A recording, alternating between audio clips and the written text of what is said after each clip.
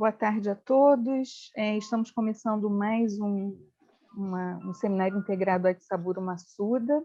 Hoje é dia 27 de maio de 2021 e o nosso convidado de hoje é o professor Marcuse Oliveira, do Instituto de Bioquímica Médica Leopoldo Demez. Já queria agradecer em nome da coordenação e também eu e Isabela, e também em nome dos coordenadores dos seminários integrados, né? Isabela Ramos e Danilo Oliveira, e também queria dizer que o professor Massuda, que vem participando bastante dos seminários, infelizmente hoje ele não pôde, mas ele justificou, então está dado aí enviado o abraço para você, Marcus. Ele é um participante muito ativo, mas hoje, infelizmente, não vai ser possível. E a gente sempre apresenta os palestrantes, né, basicamente falando sobre as informações do Lattes, mas o que eu vou falar aqui para vocês não dá conta, obviamente, né, das contribuições do professor Marcuse como cientista, né, e que atua nessa área que eu vou descrever aqui agora, mas também ele vem, além da sua atuação nessa área, desenvolvendo contribuições bastante importantes no campo da avaliação científica, né, e com provocações, inclusive, muito importantes, atuais e necessárias sobre esse tópico. Ele é graduado em Ciências Biológicas pela UFRJ, mestre também na área de Biofísica e doutor em Química Biológica, né, pela UFRJ. Ele realizou pós-doutorado em endocrinologia e metabolismo na Boston University School of Medicine. Em 2014 e 2015, ele teve o título de livre docente em Bioquímica e Biologia Molecular pelo Instituto de Química da USP. O Marcuse é professor associado 4, né, do nosso instituto. Ele é chefe do Laboratório de Bioquímica e Resposta ao Estresse. O grupo do Marcuse estuda como as vias envolvidas no metabolismo energético redox participam na adaptação celular frente a diferentes estímulos estressores, e os projetos de pesquisa que são conduzidos no laboratório do Marcuse focam na participação das mitocôndrias nas vias de resposta a diferentes tipos de estresse celulares, incluindo aqueles gerados por desequilíbrios nutricionais, pela ativação da resposta imune ou pelo envelhecimento. E aí vocês podem depois olhar com calma, se desejarem, o currículo do professor Marcuse, né? Ele não vai falar sobre esse tópico hoje, como vocês viram no título. Não está descrito aqui, né, o que eu falei para vocês, a contribuição que ele vem fazendo, e recentemente mais intensamente, inclusive com um artigo publicado nos Anais da Academia Brasileira de Ciências, que tem como título Responsible Science Assessment, Dow-Queen Indexes Boosting Quality. Então, além desse artigo, né, que traz um contexto e se relaciona também com outras iniciativas, né, que já vêm sendo organizadas ao longo de alguns anos, né, pelo mundo, focadas nessa preocupação, o Marcuse também ele está motivado, né, ele elaborou um manifesto que, inclusive, eu assinei, vários colegas do IBQM assinaram, que é chamado de Iniciativa para Avaliação Científica Responsável, né? Eu acredito que ele vai falar sobre isso na apresentação, e com isso eu quero dizer que é um momento bastante agradável ouvir o Marcuse hoje, e para muitos que não estão familiarizados com esse tema, vai ser uma oportunidade única, né? A gente tem uma pessoa do Instituto engajada nessa temática, né? Temos, obviamente, outros professores, eu mesma sou uma das que venho desenvolvendo cada vez mais atenção e envolvimento, né, com discussões relativas a essa temática. Temos o professor Olavo Amaral também, e alguns outros no Instituto que vêm acompanhando essa discussão um pouco mais de perto. E essa publicação do professor Marcuse, só para fechar aqui a minha introdução, realmente ela é muito interessante, muito atual, e eu recomendo que os alunos e os docentes que estão aqui, que ainda não leram, de fato, leiam essa publicação, e, é claro, tudo que envolve esse contexto, o Marcuse vai compartilhar conosco aqui. Então, muito obrigada, Marcuse. Agora é com você. Obrigado, Sônia. Isabela e Danilo, pelo convite. Para mim é uma alegria e uma honra poder falar sobre esse tema. Na verdade, é a primeira vez que eu vou fazer uma apresentação formal sobre esse assunto, que, na verdade, não é o mainstream da minha área, mas, como cientista atuante, eu acho que existem temas pertinentes que tratam da ciência de uma forma geral e que acabam nos afetando. E a gente tem que se preocupar. Chega um momento que a gente tem que se preocupar e começar a se debruçar um pouco sobre questões mais amplas da ciência, e eu acho que essa é a minha motivação nessas minhas empreitadas, ainda que quase que amadorísticas, na área da cientometria. Então, eu agradeço, e o que eu vou discutir hoje aqui com vocês, na verdade, é fruto de uma discussão viva que está em andamento ainda, com outros 2 colegas meus na Universidade de São Paulo. E eu já agradeço aqui inicialmente a Alícia e ao Ariel, que são docentes da USP, e que nós temos discutido já há um bom tempo de que maneira a ciência vem evoluindo e a forma, principalmente, de como as evoluções na forma como a ciência moderna está caminhando, o quanto isso nos afeta no nosso dia a dia.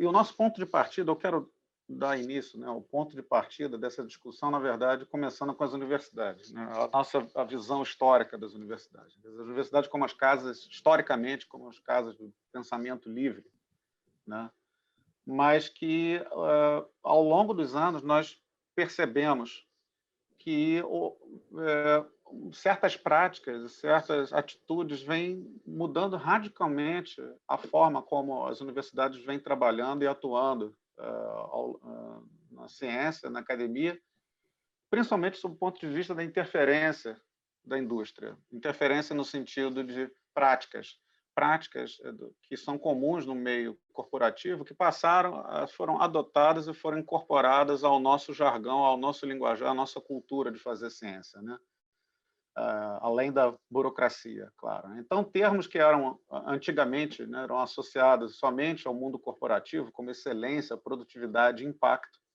na verdade passaram a ser quase que regra dentro das universidades em qualquer lugar do mundo, Então, o que nos leva a uma percepção um tanto quanto preocupante, que é a ideia de se avaliar a produtividade da ciência, da pesquisa científica, como um fim em si próprio, e não como um processo. Então, essa percepção nos levou a pensar numa ideia que nós cunhamos esse termo, de ciência impaciente. Será que esse mundo corporativo agora, que foi absorvido pelas universidades, estão transformando cientistas em CEOs? A gente vê isso, o uso pandêmico de parâmetros do mundo corporativo no nosso dia a dia, produtividade, de impacto, citações, etc. Então, o problema disso é que as estratégias de avaliação acadêmica elas passaram a ser fortemente dependentes desses índices e desses parâmetros numéricos, de forma a avaliar, no nosso entendimento, erroneamente, qualidade científica. A gente vai elaborar isso um pouco melhor, mas esse termo que a gente pegou emprestado, na verdade, de Bennett Patterson, quando ele cunhou esse termo impatient capital, que na verdade reflete o desejo crescente dos investidores por um retorno rápido do investimento de capital, A gente cunhou a ciência impaciente como uma ideia semelhante ao capital impaciente, no sentido de que a ciência impaciente aqui, ao invés do capital, nós temos papers, citações, prestígio, visibilidade, poder. Essa ideia da ciência impaciente, na verdade, ela traz consequências, e algumas consequências dela, a gente sabe que ela vem sendo alimentada por uma taxa de publicação de artigos científicos vem aumentando enormemente ao longo dos anos, né? Então, essa publicação de 2015, por exemplo, mostra que, enquanto que no século XVIII a taxa de crescimento de publicação era em torno de 1%, em 2010 nós temos uma taxa de crescimento anual de publicação entre 8% a 10%, 9%, quer dizer, um número bastante alto, né? Não só isso, mas, quer dizer, como consequência direta da produção enorme, né, nós, cientistas, estamos ficando sobrecarregados, a gente não consegue dar conta de ler. E a consequência prática disso é que a nossa taxa de leitura tem diminuído. Então, o número de artigos publicados ao longo das décadas aumentou e, paradoxalmente, o tempo gasto na leitura por artigo diminuiu. Quer dizer, a nossa leitura está ficando cada vez mais superficial. E, claro, além dessas consequências, né, o excesso de atividades não acadêmicas e não científicas no nosso meio de pesquisa, né, leva a uma sobrecarga da nossa rotina de trabalho que não é diretamente associada à atividade fim pesquisa científica, né? Então, como essa publicação de 2014 mostra, né, feita na Universidade Boise, nos Estados Unidos, somente 3% do tempo dedicado aos pesquisadores é dedicado à pesquisa científica, né? Então, a ciência impaciente ela gera consequências, né? Consequência delas, como o próprio professor Leopoldo Demet já demonstrou, né, anteriormente, né, o burnout, né? Nós ficamos extasiados, né, sobrecarregados e psicologicamente exaustos, né, porque não conseguimos dar conta, né? Uma outra consequência muito ruim é o aumento das retratações de artigos científicos, principalmente em revistas de alto índice de impacto, né, como New England, Nature, Cell, Science. Quanto maior o índice de impacto, o fator de impacto, maior a taxa de retratação, o que, né, talvez reflita uma certa pressão dos pesquisadores para que eles possam publicar nessas revistas de maior visibilidade. E, claro, como o professor Olavo vem discutindo e trabalhando ativamente na área de reprodutibilidade científica, nós temos uma crise em andamento, né? A crise da reprodutibilidade, né? Então, muita da pesquisa que vem sendo feita, ela vem sendo pressionada justamente para chegar nessas revistas top tier, de índice de impacto, mas que não são reprodutíveis, né? Como uma percepção, né, de que a ciência impaciente ela tem semelhanças com a ideia do capital impaciente, né, nós vemos que, ao longo dos anos, e principalmente a partir dos anos 2000, com a entrada dos jornais, das revistas de acesso aberto, nós passamos a perceber que o mercado de publicação científica se tornou um mercado extremamente rentável. Então, em 2005, o grupo da Elsevier ela teve um lucro líquido na ordem de 440 milhões de libras, né? 39% de margem de lucro.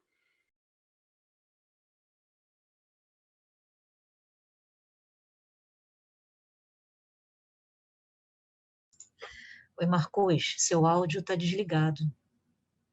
Acho que desligou sozinho no meio por alguma razão. Eita, desligou sozinho.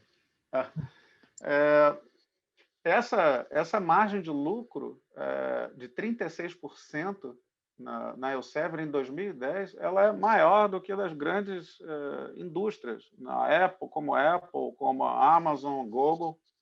Quer dizer, o mercado da produção de conhecimento científico é extremamente lucrativo, né? E se a gente parar para pensar, né, essa colocação do Brian Nosek, da Universidade da Virgínia, é bastante eloquente, bastante condizente com a nossa situação. Quer dizer, o mercado de publicação científica é um mercado perfeito, né? É um negócio perfeito para se criar dinheiro, né? Você tem um produtor e o consumidor como sendo a mesma pessoa, que somos nós, os cientistas, né? E nós não fazemos ideia do quanto dinheiro circula nesse mercado, né? Eu vou trazer alguns números aqui daqui a pouco, né? O ponto dessa apresentação é um pouco uma provocação coletiva, de modo que a gente possa, primeiro, identificar alguns desafios que são sérios, não só do ponto de vista econômico e de equitabilidade, né, social, de justiça, mas também sobre as consequências pelas quais a gente vai ter que sofrer e lutar para que isso não aconteça ou que seja mitigado.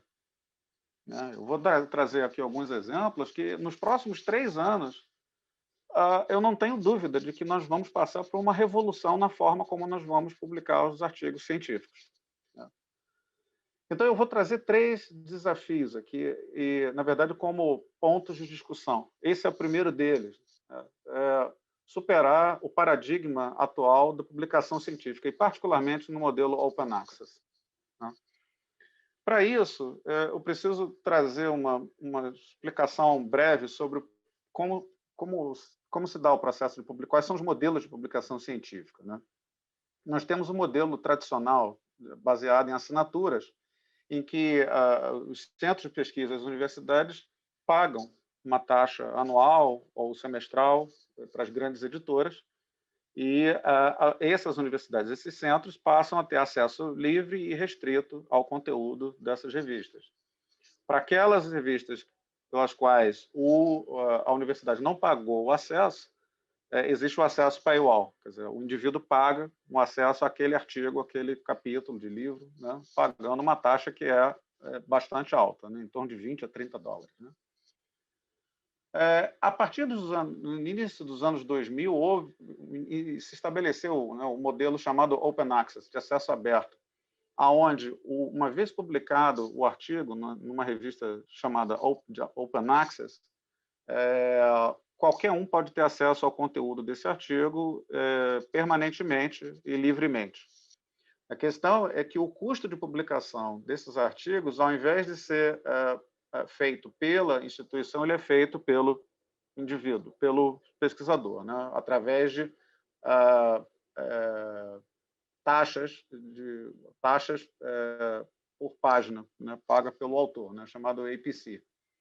E dentro desse modelo Open Access, nós temos outras subdivisões, né? Eu vou trazer 2 delas, né? O chamado modelo verde, Open Access, né? Em que os artigos publicados sobre esse modelo, eles são disponíveis através de um repositório online depois de um período de embargo, né?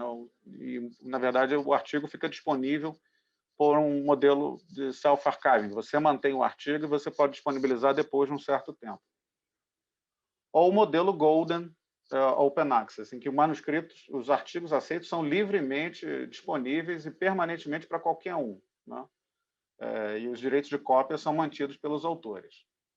A questão é que, nesse modelo Gold Open Access, em particular, é um modelo que tem ganho, ele se tornou extremamente abrangente, né? E extremamente lucrativo, e por algumas razões. A primeira delas é que esse modelo ele roda com baixíssimo custo. Primeiro, porque os pesquisadores que geram os resultados, que são a essência do produto, do artigo científico, na verdade, eles não são pagos pelas empresas que publicam os trabalhos. O segundo é que nós trabalhamos, os pesquisadores escrevem gratuitamente para divulgar os seus achados.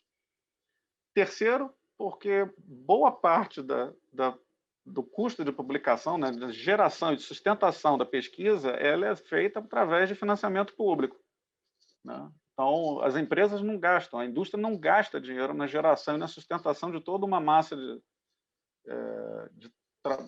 cientistas no mundo inteiro para gerar esses dados. Quarto, que o processo de avaliação desses trabalhos ele é feito, peer review, ele é feito tipicamente por pesquisadores que não são pagos também, né? E, por último, a digitalização de todo esse conteúdo reduziu enormemente o custo das publicações. Não é mais necessário imprimir o trabalho. Ninguém hoje mais lê um trabalho publicado impresso, né? Todo mundo lê como um artigo PDF. Por outro lado, as receitas são extremamente altas nesse modelo Golden Open Access, né? As taxas de assinatura, elas são muito altas, a gente vai ver isso daqui a pouco, né, das universidades. As taxas de paywall também são altas, na ordem de $20 a $30, né, para as revistas não Open Access. E no caso das revistas Open Access, as page charges, elas são ridiculamente altas, né, na ordem de $1.800 por baixo, né? Ou seja, esse mercado tem tudo para dar certo, né? Nós somos o chapeuzinho vermelho da história, acreditando que as revistas Open Access são a nossa vovozinha. E esse lobo mau sabe disso. E nós é que não damos conta ainda do quão maléfico é esse sistema. E a gente precisa lutar contra isso, né? Alguns anos atrás, o banco alemão, o Deutsche Bank, ao perceber a natureza bizarra desse mercado de publicação científica, escreveu um relatório, e eu vou colocar aqui duas observações desse relatório, né, em que eles próprios sugerem aos investidores do banco alemão a mudarem um pouco a percepção deles quando eles investirem o dinheiro em uma ação de uma revista ou de uma publicação editorial científica de grande porte, como é o Elsevier, por exemplo, né? E eles têm essa citação aqui que eu achei muito interessante. Nós sugerimos que os leitores considerem as margens de lucro, só por um momento, como contribuintes ao invés de investidores. O quão feliz você ficaria como contribuinte se o seu governo permitisse que o setor privado, que investe muito pouco capital, tenha a margem de lucro de 40%. Quer dizer, nenhuma outra atividade econômica tem esse tipo de lucro, né? E aí a conclusão deles é de que, na verdade, essa indústria da publicação ela só pode ser descrita como bizarra, né? O Estado financia a maior parte da pesquisa, paga o salário de quem checa pela qualidade da pesquisa, nós, e ainda por cima paga a maior parte da publicação produzida. Isso é o que eles chamam de triple pay model. Quer dizer, a gente paga 3 vezes pelo processo, né? Isso não é justo. Quais são os custos da publicação Open Access, né? Então, esse trabalho publicado em 2016 tem alguns levantamentos, mas isso eu achei interessante, né? Várias editoras científicas, né, com destaque aqui a Nature Publishing Group, né, com o valor absurdo de $5.200 por artigo, né? Mas, em média, nós temos aqui algo em torno de $1.800 como Author Page Charge por artigo, né? Mas essas não são as top, né? Existem outras galinhas dos ovos de ouro, né? Mas se a gente fizer uma conta grosseira, né, um projeto da FAPERJ ou do CNPq da ordem de R$60 mil por 3 anos, por exemplo, um edital universal da faixa B, né, por 3 anos, 60 mil, né, se eu publicar 2 papers por ano, né, isso vai me dar, a um custo médio de $1.800 por paper, isso vai me custar R$29 mil nos 3 anos, ou seja, 50% do meu grant do CNPq, do Universal, vai ser gasto simplesmente para pagar page charge. Coisa que eu acho completamente absurda, né? Eu acho que muitos de nós aqui vão concordar com isso. Se nós considerarmos os movimentos recentes da Nature, da Cell Press, né? A Nature, ano passado, mudou o sistema de Open Access, agora quem quiser publicar como Gold Open Access vai ter que desembolsar $11 mil por paper. R$60 mil, ou seja, um edital universal inteiro. E o pior não é isso. O pior é que uma parte significativa das publicações daqui a alguns anos será obrigatoriamente Open Access, devido a uma mudança na política de financiamento à pesquisa na Europa, particularmente. Eu vou falar disso daqui a pouco. Mas a Cell também não fica muito atrás. $10 mil no caso de uma Gold Open Access. Qual a dimensão desse mercado, né? Mercado de publicação? A gente tem alguns números, eu levantei alguns números, né? Em 2013, aproximadamente 8 milhões de pesquisadores ativos no mundo, que publicavam algo em torno de 2 milhões de papers por ano. sendo que o download de papers por ano de toda essa comunidade de 8 milhões de pesquisadores era da ordem de 2,5 bilhões de downloads por ano. Só para vocês terem uma ideia o quanto isso significa, em média, o download de aplicativos da Apple é da ordem de 1 bilhão de downloads por ano. Ou seja, isso é 2,5 vezes acima de downloads do que a de aplicativos da Apple. Tem um mercado enorme aí, e o lobo mau sabe disso, né? Quais são os números de publicações científicas, né? Então, em torno de 28.100 revistas, né, publicadas em inglês, emprega mais ou menos 110 mil trabalhadores e tem uma receita da ordem de 10 bilhões de dólares. Esse é o tamanho da receita, né? Então, o quanto dessa receita, dessas publicações, elas são open access? Então, um levantamento recente indicou que cerca de 28% de todas as publicações até 2018 era open access, ou seja, um mercado ainda relativamente, não é desprezível, mas ainda pequeno perante o total, né?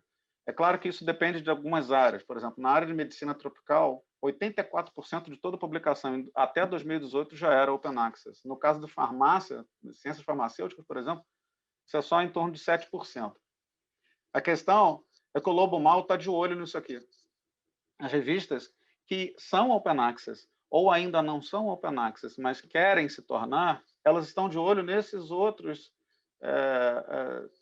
62%, 72% de revistas, de publicações que ainda não são open access. O lobo mau tem formas criativas de aumentar a sua margem de lucro, né? E a margem de lucro, a forma maravilhosa e fantástica, maravilhosa sendo irônico, né, mas fantástica que o mercado encontrou para aumentar a sua margem de lucro foi a implementação, né, desse chamado Plan S. O que vem a ser isso? O Plan S, na verdade, foi uma coalizão feita por alguns grupos editoriais em 2018, de forma a atender uma demanda que, no início, parecia justa, de forma a mudar o sistema de publicação do subscription-based, ou seja, ao invés de assinar das universidades e dos centros de pesquisa assinarem as revistas, a tornar as revistas open access, de acesso aberto, mas transferindo o custo da publicação das universidades e dos centros para o pesquisador, né? Então, o Plan S ele veio com uma iniciativa fortemente apoiada pela ERC, né, pela Comunidade de Pesquisa Europeia, né, e outros grupos editoriais. A Frontiers, por exemplo, foi um grupo muito atuante, muito forte na implementação do Plan S. E a ideia é tornar, o objetivo deles, desse plano, é tornar o acesso aberto imediato e completo a todas as publicações. É um desafio, é ambicioso, mas essa é a ideia deles, né? Então, o plano, inicialmente, em 2018, previa que, a partir deste ano, de 2021, todas as publicações científicas financiadas por agentes públicos ou privados deveriam aderir ao modelo Open Access, né? Seria mandatório. No entanto, essas publicações chamadas Open Access, elas não incluíam os preprints, né? Porque eles entenderam que no Plan S, dentro dessa lógica, preprints, que são formas de publicação não revisadas, mas que são de acesso aberto, não se categorizariam como publicações dignas de entrar no chamado Plan S. Quem que financia essa iniciativa, né? São vários fundos, várias agências financiadoras, a ERC, HHMI, Wellcome Trust, Bill e Melinda Gates, a OMS, e esses grupos já começaram, a partir desse ano, qualquer pesquisador financiado na ERC, HHMI ou qualquer um desses grupos, necessariamente tem que publicar os seus artigos científicos no modelo Open Access. Você não pode mais publicar em uma revista que não seja Open Access. O impacto disso é que o pesquisador, ou seja, nós teremos que arcar com os custos de publicação, né? Usando parte do financiamento garantido por essas agências. Outras agências, como a Academia da Finlândia e a agência financiadora da Noruega, prevêem que os grants concedidos a partir desse ano, os artigos resultantes dos grants concedidos a partir desse ano terão que aderir ao modelo do Plan S. Então, esse movimento está ganhando força, ele está ampliando. Representantes do Plan S estiveram aqui no Brasil, no estado de São Paulo, no final de 2019, de forma a tentar vender a ideia do modelo do Plan S, e aparentemente não foi muito bem recebido aqui, pelo menos até onde eu sei. E essa é uma discussão que ainda está em desenvolvimento. Quais são os princípios desse plano, né? Existem 10 mandamentos no Plan S. Eu separei aqui alguns deles, né? Um deles é que o item 4, que quando aplicável, as taxas de publicação Open Access, elas devem ser cobertas pelas instituições de pesquisa e não pelos pesquisadores individuais, né? Quando a gente lê isso, ótimo. O problema é que o pesquisador ele é financiado pela agência, mas o financiamento ele é limitado pela agência, né? Uma parte significativa do seu grant, na verdade, ele vai ser gasto agora, ao invés de manter insumos de laboratório ou reagentes, enfim, outros gastos, ele vai ter que ser gasto agora em pay charge, né? A gente vai ter que arcar com esse custo. No item 8, eles mencionam que os financiadores não vão apoiar o modelo híbrido, né? O modelo híbrido seria aquele em que o pesquisador ele publica o artigo na revista durante um período de embargo e depois o artigo se torna de acesso aberto, né? E quando a revista não for híbrida, o autor ele pode publicar numa revista que ainda não é Open Access, mas ela vai se tornar Open Access. É o que o Plan S chama de arranjos transformativos. Um nome bonito para dizer o seguinte: periódicos hoje que não são Open Access, eles têm até 2024 para se tornarem Full Gold Open Access. Eu vou trazer aqui alguns exemplos. A gente não se dá conta do que vai acontecer com isso daqui a pouco, né? Então, isso é um problema, porque se por acaso você como cientista tem um grant de uma agência financiadora que aderiu ao Plan S, você vai ter que publicar o seu artigo no modelo Gold ou Green Open Access, e esses artigos eles podem ser publicados em revistas que vão se tornar Open Access, ou seja, você vai ter que pagar por isso. E esse último item, na verdade, é só uma observação de que, na verdade, as agências financiadoras elas vão ter que monitorar a adesão dos pesquisadores ao Plan S, porque se eles não aderirem, eles sofrerão sanções, né? E que sanções são essas? São várias, né? A prestação de contas, por exemplo, pode não ser aceita, ou, enfim, pode ter algum tipo de punição para o pesquisador. Então, a gente tem que tomar cuidado aonde vai publicar, porque as agências financiadoras vão ficar de olho na gente. Elas vão saber se o que a gente está fazendo está correto ou não, né? Bom, esses arranjos transformativos, que como o Plan S está colocando, né, são maneiras, no nosso entendimento, de corroer o sistema de publicação científica, né? Então, esses arranjos transformativos são, na verdade, representam revistas que ainda são do tipo de assinatura, né, são baseadas no modelo de assinatura, mas que elas vão se tornar acesso aberto, né? E elas têm que obedecer algumas regras. Se uma revista adere ao Plan S, ao esquema de transformação, arranjo transformativo, ela tem que aumentar de 2021 até 2024, ela tem que aumentar o conteúdo de Open Access da revista até chegar a 75% em 2024, né? Tem termos aqui que são bem restritos, né? Ela tem que mostrar um crescimento de 15% a cada ano. E a partir de 31 de dezembro de 2024, todas essas revistas que aderirem ao modelo transformativo, elas têm que se tornar Full Gold Open Access.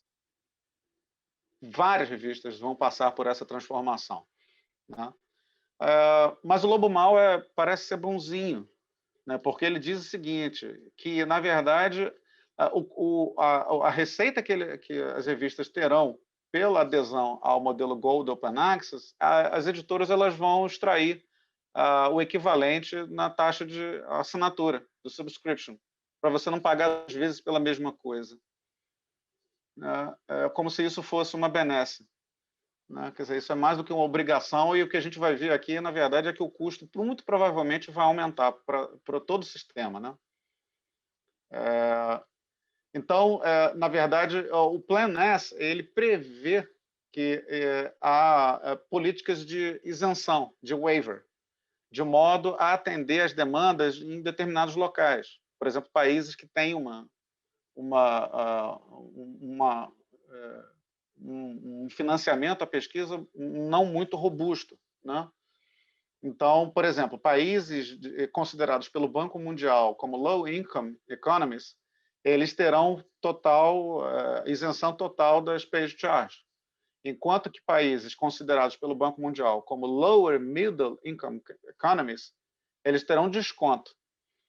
O problema disso, para nós brasileiros em particular, é o seguinte, é que Brasil, assim como outros países, Argentina, Rússia, China e México, nós não somos incluídos nesse sistema, porque, segundo o Banco Mundial, nós somos considerados um país de upper middle income economies.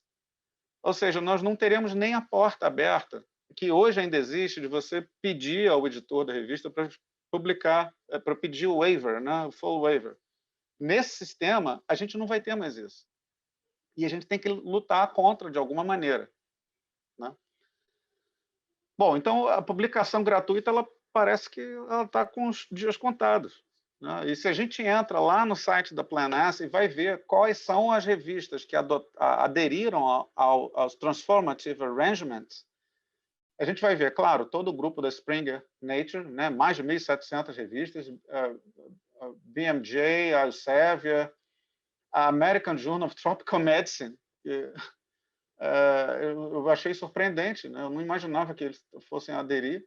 A Company of Biology, como a Journal Experimental Biology, a Analytical Biochemistry, revistas tradicionais com prestígio na nossa área, em particular, bioquímica, BBA, BBRC, Molecular Biochemical Parasitology, essas revistas elas vão se tornar Gold Open Access. A gente vai ter que pagar page charge, se a gente quiser publicar. Isso é uma tragédia, isso é um problema.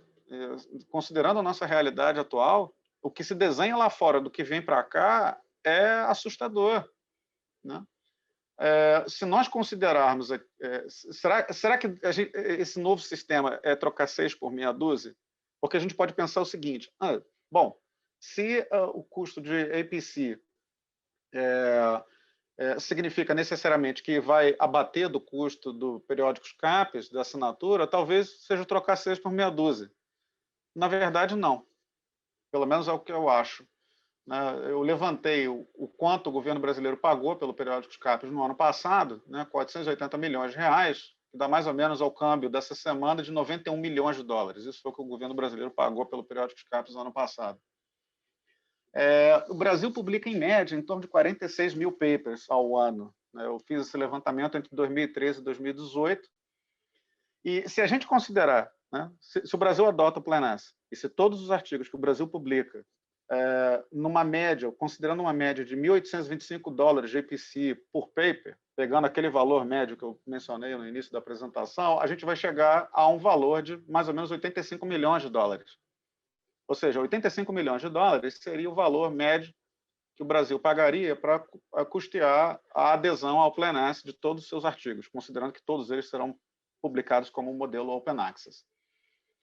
O problema é que o periódicos CAPES ele não cobre só o custo de publicação de artigos científicos originais, ele cobre uma série de outras coisas. Ele cobre softwares, ele cobre bases de dados, ele cobre assinatura de livros. Quer dizer, e a gente vê aqui que esse custo de manutenção de 91 milhões ele é muito próximo do custo de manutenção considerando 100% da publicação como Open Access Gold. Ou seja, essa conta, se a gente considerar as outras produções que são custeadas pelo Periódicos Caput, muito provavelmente essa conta não vai fechar. Ou seja, o custo vai aumentar. Né? Essa é a nossa percepção e razão pela qual a gente vem discutindo isso, a gente vem tentando, batendo na porta, né, criticando o Plan S, porque, na nossa realidade, a discussão toda sobre as críticas feitas ao Plan S têm sido feitas no âmbito da realidade dos países ditos do primeiro mundo. Para a nossa realidade, é muito crítica o financiamento que nós temos. Né? Então, nós precisamos exigir das editoras uma forma de incluir os países de Upper Middle Income Economies como países que devem ser abarcados pela política de isenção de IPC, porque não é justo. Não, o financiamento médio do pesquisador brasileiro não é nem de longe parecido com o do pesquisador europeu, financiado pela ERC ou pelo NIH nos Estados Unidos, ou NSF. Então, não é justo. Não? Então, no final, eu acho que eu vou fazer uma brincadeira aqui, provocativa. Na verdade, o Plan S, que ao invés de fazer o modelo Open Access uma realidade total e imediata, na verdade, é um plano para separar os pesquisadores pela quantidade de dinheiro que eles têm. É um plano para separar mesmo, separar quem é do norte e quem é do sul. Bom, o que resta para nós fazer? Espernear, gritar, chorar? Não. Né? A gente precisa lutar por uma mudança nas políticas de waiver do Plan S para nos incluir. A gente pode fazer isso localmente no Brasil, mas a gente pode envolver a Índia, pesquisadores, colegas nossos da Índia, da Argentina, da América Latina, Rússia, China, que não vão fazer parte desse barco. Né? A gente pode passar a publicar em revistas não Open Access ainda, né? Ou revistas que vão continuar sendo não Open Access. Né? Existem várias, mas elas não vão ter a mesma visibilidade que essas revistas tradicionais das nossas áreas têm. A gente pode estimular os nossos colegas da América Latina a publicar nas próprias revistas locais, né? Memórias do Instituto Oswaldo Cruz, a ANAS da Academia Brasileira de Ciências, por aí vai, dentro da nossa realidade brasileira. Ou a gente pode passar a publicar em pré-print, não sei. Essa é uma outra saída. Um pré-print, eu ouço muita crítica sobre o pré-print. O pré-print ele não é peer-reviewed. Ok, mas ele é um artigo. Ele é um artigo, ele foi publicado, ele foi disponibilizado numa plataforma e ele está aberto à crítica. Né? A gente pode discutir sobre isso, né? Até que ponto o peer-review funciona. Eu acho que ele funciona. Mas até que ponto é necessário a curadoria anterior à publicação? Será que a gente não pode pensar, de repente, num modelo em que a curadoria pode acontecer após a publicação, como supostamente acontece nos pré-prints? Né? O artigo é disponibilizado e se critica o trabalho. Né? Então, são ideias. O segundo desafio que eu acho que a gente precisa superar de alguma maneira é superar o que a gente chama de quantofrenia acadêmica e a obsessão pelos índices, né? E principalmente o fator de impacto. Né? Esse termo, né? A quantofrenia acadêmica, na verdade, a gente pegou emprestado de Tim Sorokin, pesquisador da Harvard, que cunhou esse termo, né? Quantofrenia, que é a frênese, a adesão e a obsessão por números para explicar qualquer coisa. Né? E, principalmente, usar índices de forma a tentar qualificar qualquer coisa, né? Que é o meio que a gente observa na nossa realidade atual. Né? O problema disso é que essa quantofrenia acadêmica que a gente vive hoje, né? Tudo é índice de impacto, índice de impacto, índice de impacto, a gente está criando, na verdade já vem criando há vários anos, gerações de pesquisadores que usam o fator de impacto como fim, não como meio. O aluno, às vezes, entra na pós-graduação já pensando qual é o fator de impacto da revista que ele quer publicar, como se isso dissesse alguma coisa. infelizmente, no dia a dia, isso pode significar um programa de pós-graduação ter uma boa nota na CAPES ou não, né? Mas certamente está longe de ser uma boa métrica, né? Então, o Eugene Garfield, quando ele criou, propôs o fator de impacto, né? E depois o Irving Sher, criaram, né, o Journal Impact Factor, né, que nada mais é do que uma média de citações de artigos publicados nos últimos 2 anos de uma revista, né? E ele mesmo sugeriu que, na verdade, esse fator de impacto, na verdade, seria um indicativo, não seria um valor absoluto para determinar a qualidade de um trabalho científico de um pesquisador, né? O curioso é que a própria observação do Garfield, em 2006, né, ele fez um levantamento e percebeu que só 0,5% dos artigos publicados entre 1900 e 2005 foram citados mais de 200 vezes. Quer dizer, significa que 99,5% dos artigos que não têm acima de 200 citações são irrelevantes. Né? Qual o significado do fator de impacto? Né? Então, eu sou muito crítico desse índice, né? E muita coisa se fala sobre o fator de impacto, né? O que é um fator de impacto, como que isso afeta a gente, né? Então, aqui está um número de publicações ao longo dos anos que citam o fator índice de impacto, né, no seu título, né? Seja em matérias editoriais ou em artigos de pesquisa, né? Então, muito se fala hoje, a gente sabe dos problemas, né? Mas o maior problema nosso não é o índice de impacto, somos nós mesmos. Né? Então, a gente sabe que o que a gente precisa fazer é mudar a nossa cultura.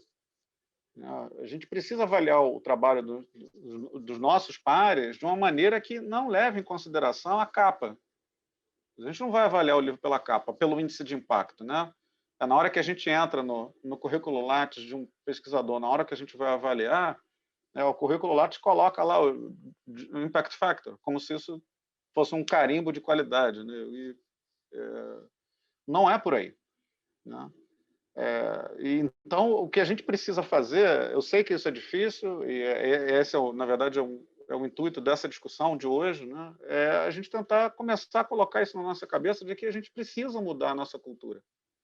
Não é possível a gente ficar preso ao fator de impacto como única métrica de avaliação, ou pelo menos reduzir o máximo possível o peso desse índice como forma de avaliação, né?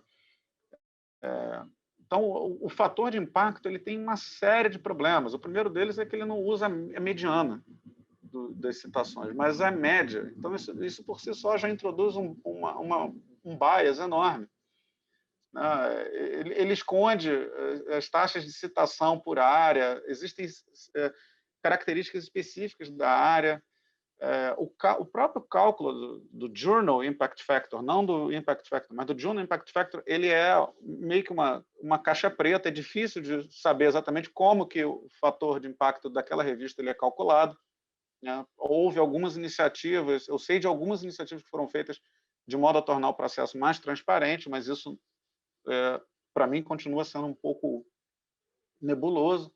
Né? Então, esse fator, eu acho que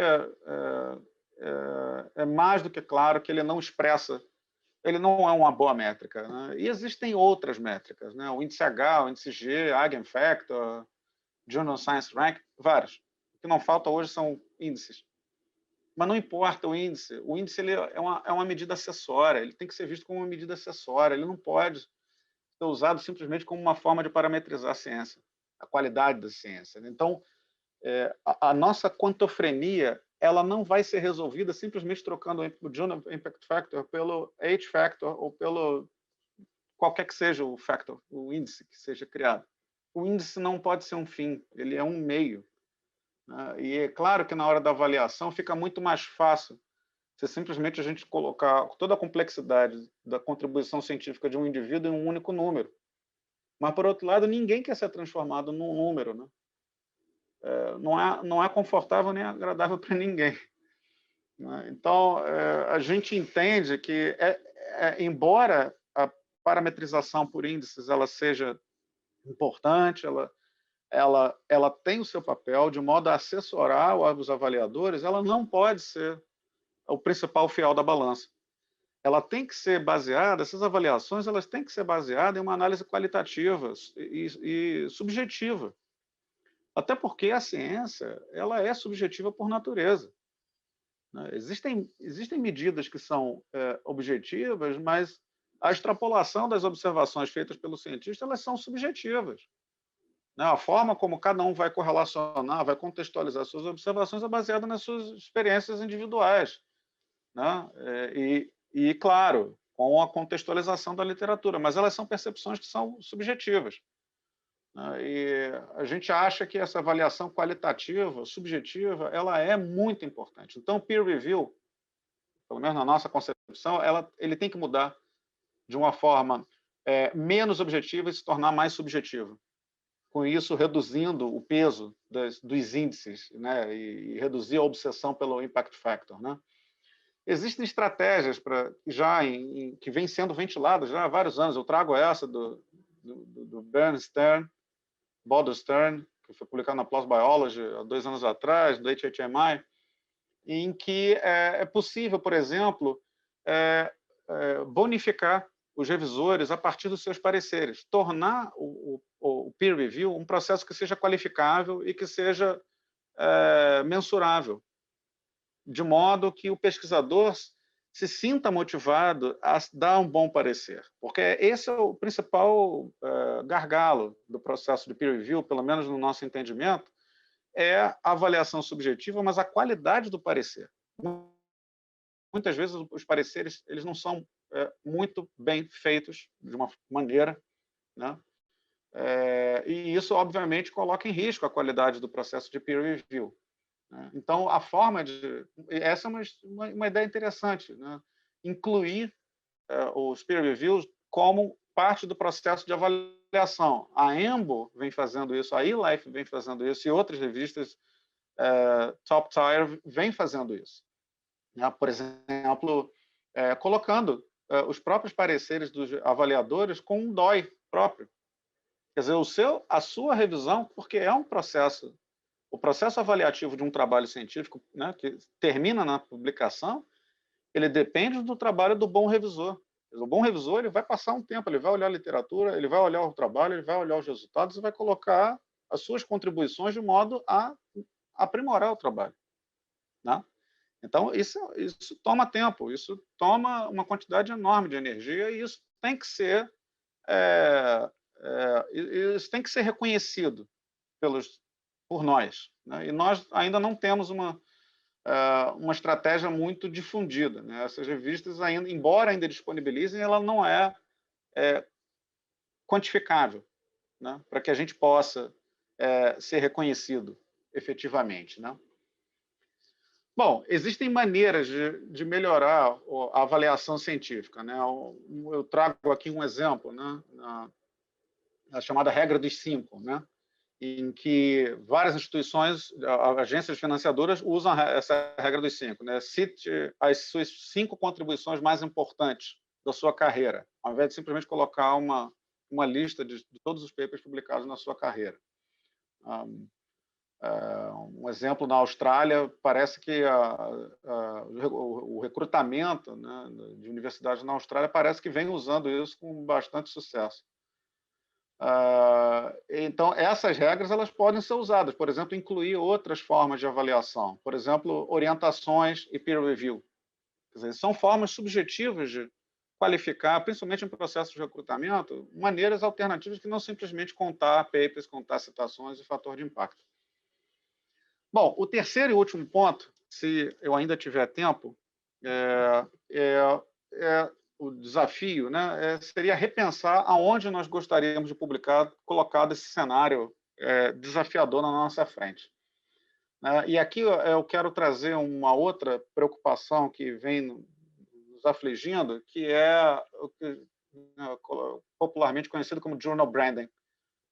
As revistas científicas elas se tornaram marcas, como Apple, como Microsoft, como Tesla, né? Todo mundo quer publicar numa revista top tier, né? E a forma que as editoras encontraram para aumentar a inclusão de pesquisadores, né, a publicar nessas revistas foi aderir ao branding. Então, por exemplo, a Lancet, hoje, o grupo Lancet é composto de 23 periódicos diferentes. Todos eles têm a seguinte característica. Quando você clica no link do paper, ele abre lancet.com, e aí Lancet, uma das 23 Lancets. Né? A Cell também não é diferente. Né? Ela tem 28 revistas do grupo Cell, né? E todas elas começam com www.cell.com. E a Nature também. Né? A Nature, na verdade, é a maior de todas. 67 revistas do grupo Nature, que agora é o Nature Portfolio. Por que esses grupos editoriais fizeram isso? Na verdade, eles fizeram isso mirando as mídias sociais. Nossa percepção. Porque na hora que a gente vê no Twitter, por exemplo, um paper publicado na Scientific Reports, o link que aparece não é www.scientific reports, é www.nature. Então, isso ajuda. Publicou na Nature? Não, publicou na Scientific Reports. Isso torna a Scientific Reports menos importante que a Nature? Não. Mas, infelizmente, na nossa cultura atual, isso faz diferença. Isso é ruim, porque essa é uma outra forma de amplificar o problema, o problema da estratégia de marketing dos grupos editoriais. Né? Quer dizer, uma forma da gente simplesmente propagar, usar essa máquina para amplificar o prestígio das revistas e dos pesquisadores. Uma alternativa para isso, nosso entender, é usar os preprints. Eu mesmo tenho feito isso, individualmente. Os artigos meus originais eu tenho publicado eles já de 2 anos para cá, eu tenho depositado eles no bioRxives, que é um dos repositórios da área biomédica. Né? Inicial, né, foi o archive da área de física. Hoje existem vários archives, médico, psicologia. Né? Bom, né? E esse mercado, né, esse ramo cresceu muito, né? Nos últimos anos, em particular. E, infelizmente, as agências ainda, a nossa comunidade ainda não abraçou os preprints, o que é um problema, porque isso coloca em segunda escala, segunda ou terceira escala, a possibilidade da gente de colocar as informações do pré-print efetivamente como full open access. Todo mundo vai ter acesso aberto a tudo que sair no pré-print. Né? Bom, tudo isso essas preocupações todas, na verdade, elas não, algumas delas são relativamente novas, algumas já têm aí quase 20 anos, né? E, ao longo desse tempo, tiveram iniciativas pioneiras para tentar melhorar a nossa cultura de avaliação. A primeira delas foi o San Francisco Declaration Research Assessment, ou para os mais próximos, DORA. O DORA foi uma iniciativa ambiciosa, lançada em 2012, e várias sociedades americanas, asiáticas e europeias aderiram rapidamente ao DORA, e cuja recomendação geral é não usar o Journal Impact Factor como medida de qualidade de avaliação de artigos científicos. Eu achei isso fantástico. Né? E, infelizmente, a adesão ao DORA, embora inicialmente tenha sido bastante robusta, ao longo do tempo ela não se amplificou. E mais ainda, ela não foi tornada muito prática. Algumas poucas iniciativas aconteceram, mas efetivamente, especialmente no recrutamento e na promoção de decisões de financiamento, a gente não vê isso acontecer muito na prática pelo mundo. Razão pela qual outras iniciativas apareceram. A próxima foi a Leiden Manifesto, em 2015, que, na verdade, é um compilado um pouco diferente, mas é um pouco ampliado, né, dos princípios do DORA, mas que também tem o foco na melhoria dos critérios de avaliação, principalmente reduzindo o peso das avaliações dos índices, Impact Factor e outros índices quantitativos nas avaliações. No mesmo ano, no Reino Unido, um grupo bastante amplo na Inglaterra e no Reino Unido, criou o chamado Magic Tide, que é, na verdade, um redesenho dessas iniciativas do DORA e do Leiden Manifesto, mas voltadas à realidade da Grã-Bretanha, e que eles fazem, na verdade, uma série de recomendações especialmente voltadas de modo a reduzir o peso dos índices nas avaliações. E ano passado foi publicado o Hong Kong Principles. O professor Olavo até recentemente participou de uma live discutindo esses princípios, né? E que, na verdade, é mais uma reformulação de todos esses critérios, né? Avaliar de maneira responsável as práticas de pesquisa, avaliar de maneira correta e adequada as avaliações, recompensar a prática do acesso aberto, né? E por aí vai. Quer dizer, tornar o processo de avaliação mais humano e mais igualitário e menos agressivo do ponto de vista dos índices, né? E aí, ano passado, quer dizer, final do ano passado, na verdade, acabou saindo no início desse ano, eu, a Alicia e o Ariel, nós decidimos escrever e debruçar sobre esse assunto e colocar a nossa visão sobre a avaliação da forma como a gente vem observando, e nós lançamos essa iniciativa chamada IRSA, Initiative for Responsible Scientific Assessment, que foi publicado no início do ano agora nas Anais da Academia Brasileira de Ciências. E nesse manifesto, né, nós levantamos 5 pontos, né, 5 recomendações que consideramos norteadores. A primeira delas é apoiar e difundir as ideias do DORA, do Leiden Manifesto, do Magic Tide e dos princípios de Hong Kong. Gastar um tempinho lendo esses princípios, há um grau de sobreposição razoável de cada um deles, mas a gente acha que é muito importante a nossa comunidade entrar em contato com esses documentos e estimular a qualidade das suas avaliações. Toda vez que você atuar numa banca de avaliação, avaliando um artigo científico ou avaliando um projeto, pense nesses princípios, pense mais na ciência em si, no avanço científico, na qualidade do projeto, do trabalho, e menos no aonde ele foi publicado, aonde ele será publicado, ou, enfim, para onde, esquecer os índices, né? Um pouco, tirar esse peso, né? E eu acho que a gente precisa ventilar mais esses documentos, porque esses documentos estão aí há quase 10 anos, né? O DORA vai fazer 10 anos ano que vem. E a gente ouve muito pouco. A UFRJ, por exemplo, até hoje não endossou o DORA. Né? A FAPERJ não endossou o DORA, o CNPq não endossou o DORA até hoje. Eu acho isso surpreendente até.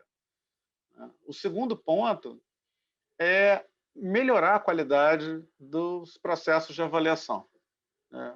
Na hora de você dar um parecer, de você fornecer um parecer, pensa na outra ponta. Pensa que na outra ponta tem uma pessoa, tem um pesquisador, tem um ser humano que está do outro lado. E ele não quer ser transformado num número. Né? E nem você, como um avaliador, pode, né? Se for no caso de uma avaliação, você sendo recrutado por uma revista, não você usar o índice de impacto da revista como forma de avaliação do trabalho. Né? Tem que ser mais humano. Né? E a gente tem que tornar humano sendo subjetivo mesmo. Subjetivo não no sentido de tornar o processo menos transparente. Pelo contrário, é tornar ele mais justo. Né? Mais justo no sentido de avaliar qualitativamente e de maneira responsável a ciência em si. Né? E fazer essas críticas de maneira construtiva. Né? O interessante é que o próprio Eugene Garfield, em 2006, já meio que antevia isso. Né? a importância da avaliação subjetiva, né? E a grande crítica é que a gente não tem tempo de ler, né? Quem tá nos comitês de assessoramento tem que avaliar milhares de projetos ao mesmo tempo. Como é que você resolve isso? Tem que ler os projetos, tem que ler os trabalhos, mas a maioria das pessoas não querem ler, não conseguem ler. E mesmo que elas leiam, acaba entrando em contato com as críticas feitas pelos seus pares, né? A vantagem é que a internet resolveu isso. A gente pode ter acesso, né? Então, não há por que razão nós continuarmos adotando a prática objetiva de transformar toda e qualquer avaliação em algo numérico, né? Isso dá a falsa impressão de transparência e objetividade. Mas, por outro lado, perde-se o componente humano, a subjetividade e, por conseguinte, a qualidade da avaliação. Porque é impossível colocar toda a dimensão de um conhecimento em um único número, né? O terceiro ponto é reforçar a ideia de que o pesquisador, a descoberta original, ela precisa ser valorizada. Muitas vezes nós vemos nos trabalhos publicados a lista de revisões que são colocadas como referências nos trabalhos originais. Quer dizer, dá a impressão de que, às vezes, muito do conhecimento que é citado num trabalho original veio de revisões. Isso porque ou o pesquisador não sabe de onde foi feita a descoberta original, ou porque ele simplesmente não está preocupado em citar e cita um artigo recente, uma revisão. Isso não é justo, né? A gente acha que citar a literatura original, evitando as revisões, são importantes, porque isso dá crédito ao pesquisador lá atrás, de décadas atrás, que fez a descoberta, né? Isso é uma outra forma de qualificar, aumentar a qualidade dos pareceres, né? O quarto item que nós levantamos é de forma a promover ações que associem a qualidade das avaliações com ferramentas cientométricas que sejam mais adequadas, que não sejam baseadas no fator de impacto. Se você for usar um índice, por favor, não use o fator de impacto. Não faça isso. Use um outro fator. Existem vários índices que são usados. Cada um deles tem as suas limitações, mas certamente o fator de impacto não é a melhor ferramenta para isso, né?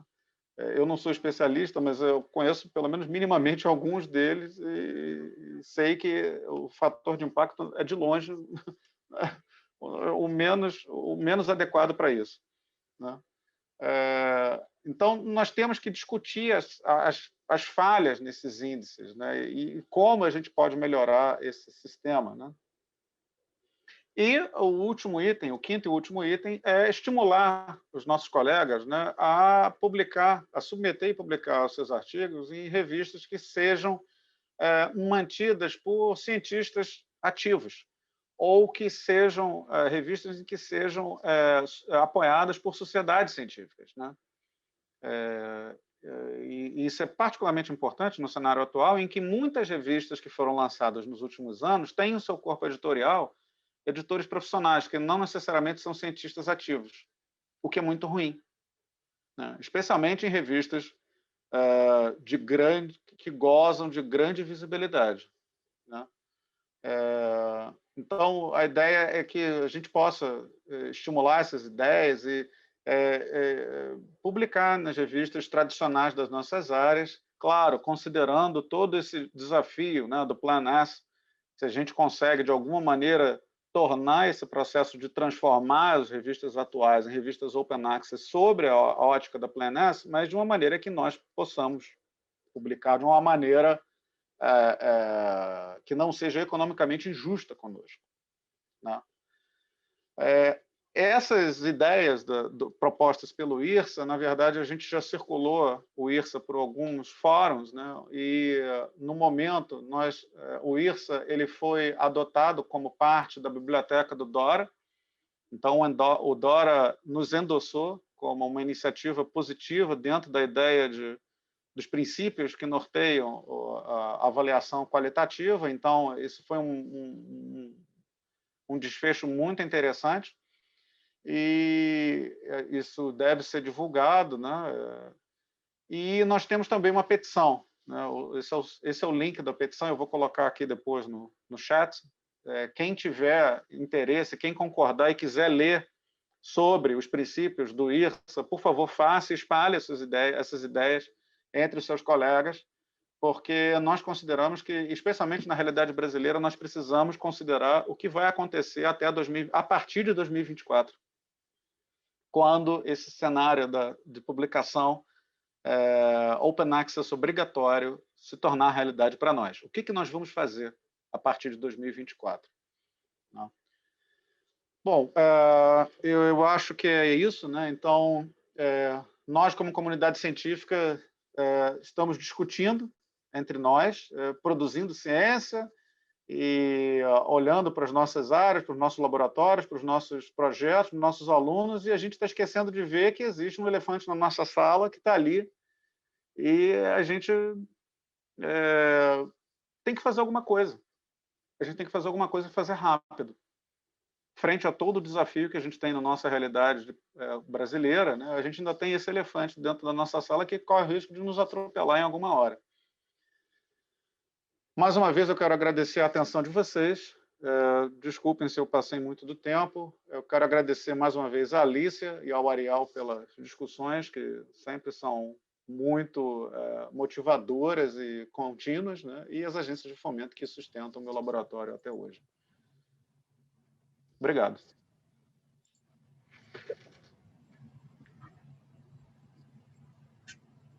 Marcos, agradeço mais uma vez a sua apresentação. Eu vou abrir aqui, então, para perguntas. Eu acho que iPhone... Marcos Sorgini está com a mão levantada.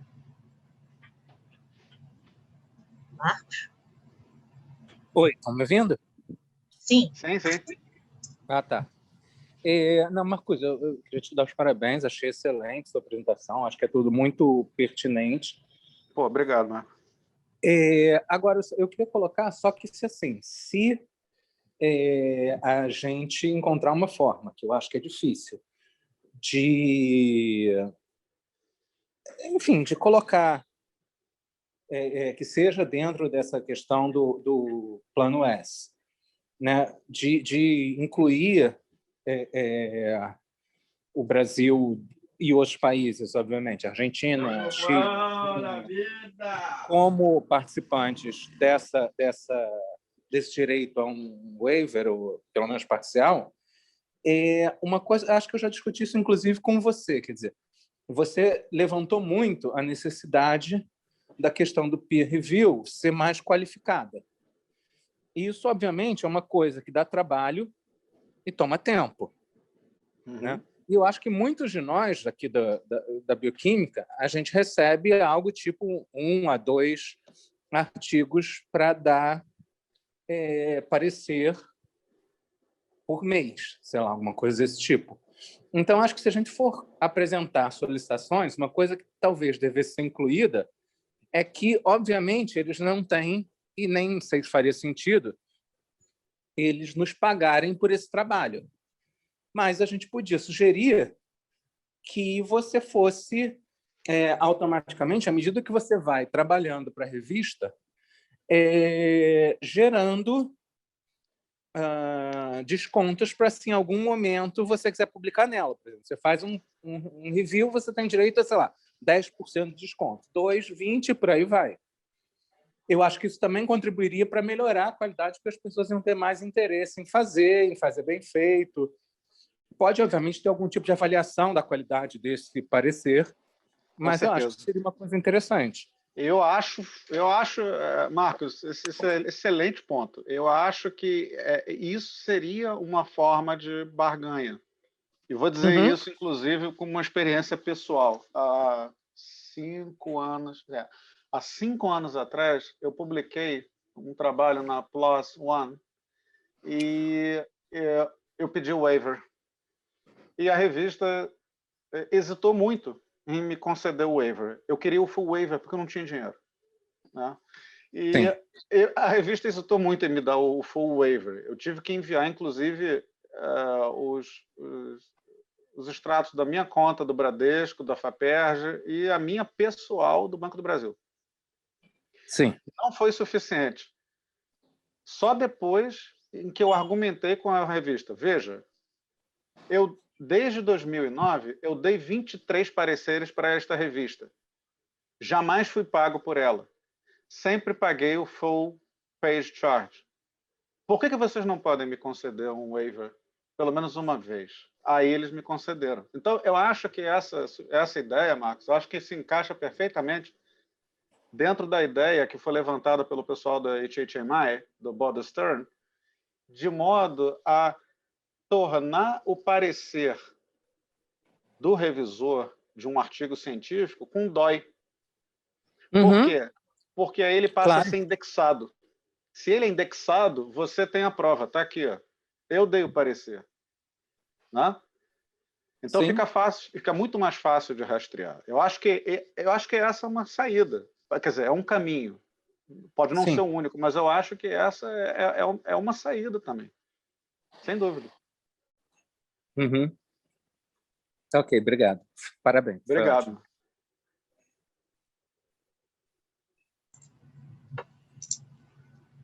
Alguém tem mais alguma pergunta? Eu tenho, Isa. Vai lá, Sônia. Então, Marcos, parabéns aí pela apresentação e acho que a provocação também, né? Foram vários momentos mais ou menos intensos de provocação para quem está começando a acompanhar essa discussão agora. E, assim,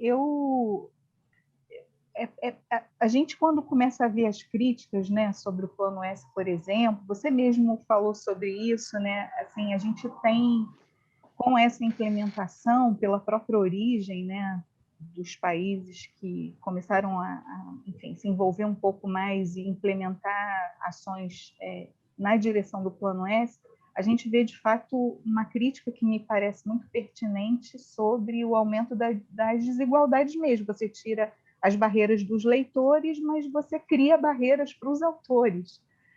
Necessariamente você terá pessoas que publicam com regularidade, que fazem contribuições importantes para a ciência, que vão ficar cada vez mais, especialmente considerando agora o contexto brasileiro, isso vai tirando cada vez mais o Brasil do circuito. Então, tem esse lado que eu não sei exatamente, a gente está discutindo aqui, mas é mais uma reflexão, porque objetivamente nesse momento a gente não tem ideia, né, de como isso pode virar, assim, como pode ficar gigante, né, e o quanto autores brasileiros que dependem de fomento brasileiro, né, como é que eles vão sobreviver se isso de fato tomar uma dimensão maior.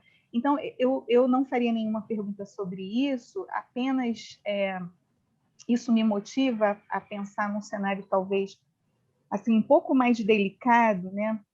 A gente aqui no IBQM, se a gente for pegar o histórico, né, de envolvimento de vários professores com essa discussão, né, como é que a gente discute, como é que a gente olha criticamente o fator de impacto, como é que a gente olha o acesso aberto. Então, eu acho que no IBQM a gente, diferente, eu acho, de alguns institutos, claro que pelo mundo, né, a gente tem inúmeras instituições discutindo isso ativamente, mas se a gente for olhar aqui, no CCS, por exemplo, o IBQM é um lugar, né, em que isso vem recebendo uma atenção crescente, né? A gente vê em vários momentos, a Jaqueline já falou várias vezes sobre isso, também orienta trabalhos nessa área, o Olavo também.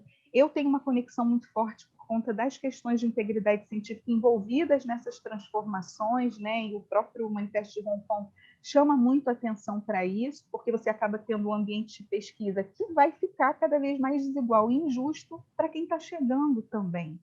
Então, isso mexe muito com a carreira também dos jovens pesquisadores. Então, eu vejo uma sensibilidade no Instituto, e ouvindo você falar, né, lendo o artigo, o seu envolvimento, a conexão e o comprometimento também que você vem tendo com isso, porque você está se expondo, né, como cientista nessa área e defendendo alguma coisa que é importante não só para a ciência brasileira, mas para a ciência de uma forma geral, né, no mundo. Então, eu acho que a causa é justa, é mais do que justa.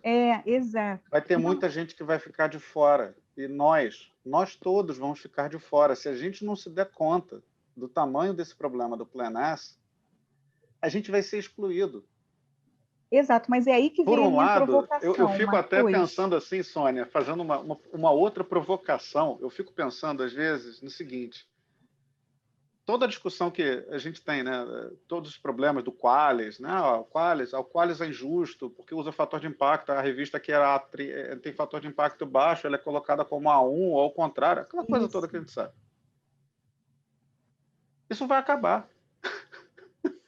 Até 2024, se o Brasil não se debruçar ativamente sobre o Plan S, o Qualis vai acabar. Não faz sentido o Qualis continuar existindo, porque as pessoas simplesmente, os pesquisadores, não vão mais publicar nessas revistas. O Sim, que talvez seja então, uma coisa boa, por um lado, né? Eu sou é, crítico ferrenho do Qualis.